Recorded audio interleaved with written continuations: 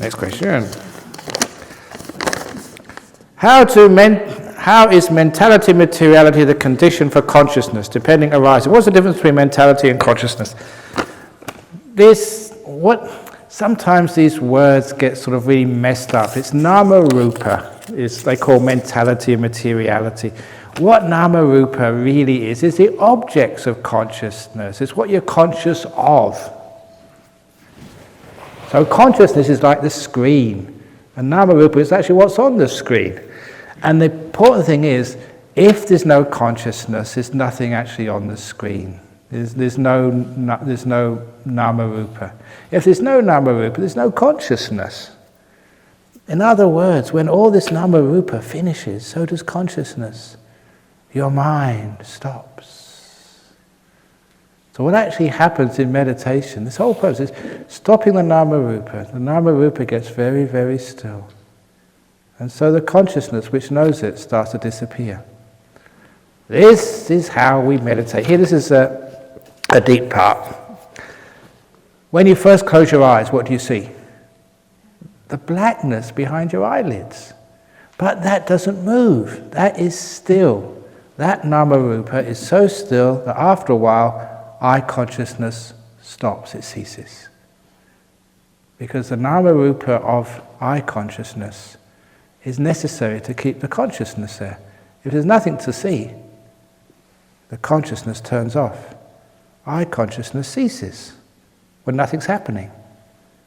So, you're not tasting anything, you're not sucking a sweet when you're meditating, so there's no taste. The taste is the same, the taste of your saliva. And because that doesn't change, the sense of taste turns off. As long as people didn't eat too many beans this morning, there's no change in the smell in this room. Which means that after a while the sense of smell turns off. Now you're left with the two difficult ones. The sight, smell and taste is easy to turn off. The hard ones are sound and physical feeling. And sound, we just have to try and live in a quiet place. And after a while, because the sound isn't changing, it turns off. You can't hear anything anymore. Just like that, when you got the fans or the aircon going. After a while, you can't hear it anymore because it's constant. Because it doesn't change, because it's still, if nama rupa doesn't change, its corresponding consciousness turns off. The body, and that's the hard one. So what do we do with the body? First of all, we sit still. We don't move. So because we don't move, the legs disappear, the arms disappear, the head disappears. But you know what's left moving? Your breath. That's why the breath happens whether you seek for it or not. When everything else finishes, the breath is the thing which is moving.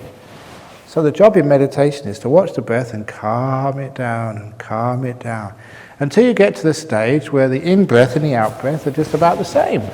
You can't make any distinction.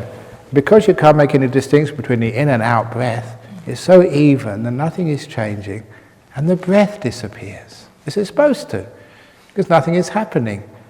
So the nama rupa corresponding to physical sense consciousness stops, so the consciousness stops.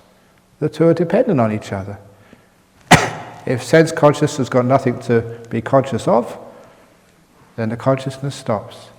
You've turned off the 5 sense consciousnesses. Now you've got to turn off the 6th consciousness. And that's actually what happens in the jhanas. What's happening there, the objects of the mind start to become more and more still, and different layers of the mind consciousness stop.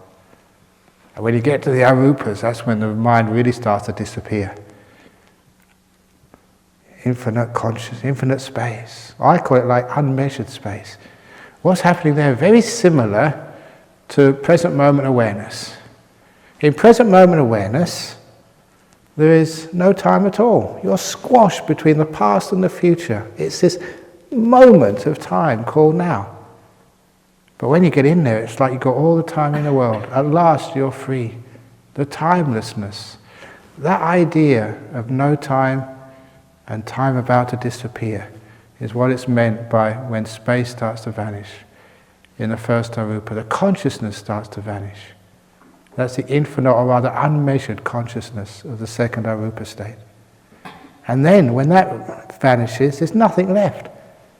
That's the third arupa, where you're aware of nothing.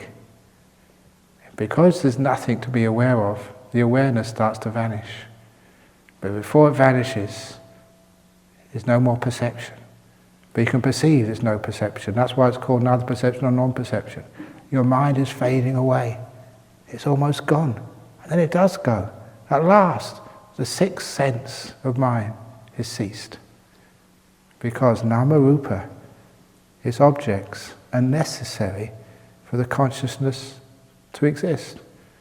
When the objects vanish, so does the consciousness. There's nothing left. There's no one there. Joy at last, to know there's no one here. I've been trying to find myself for years, and I realised there's no one there. That's why I could never find me. Once you realise that, you're free at last. I can tell bad jokes. There's no one to blame. It's not my fault. No one in here. I'm getting headaches in meditation.